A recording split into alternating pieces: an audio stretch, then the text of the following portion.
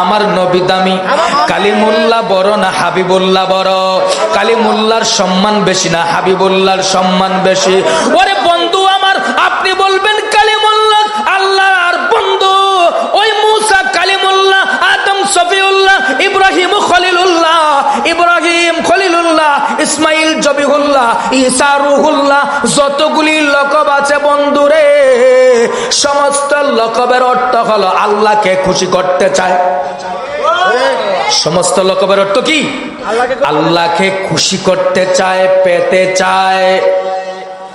আদম থেকে ঈসা সমস্ত নবীদের লকব এক পাল্লায় রাখা হলো। সব লকবের অর্থ হলো আল্লাহকে পেতে চায়, আল্লাহকে খুশি করতে চায়।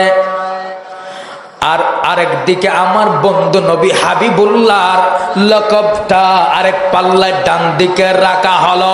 বন্ধুরে আমার, আমার নূরের নবী ১,৫০০ বছর আগে ঘোষণা দিয়েছেন, উম্মত আমার আদম থেকে ঈসা পর্যন্ত সমস্ত নবীদের লকব যদি এক পাল্লায় রাখা হয়, আর আমার লকব হাবিবুল্লাহ যদি আরেক পাল্লার মধ্যে রাখা হয়, আমার লকবটা সমস্ত নবীর লকবের চাইতে ১,০০০ গুণ বেশি ভারী হয়ে যাবে।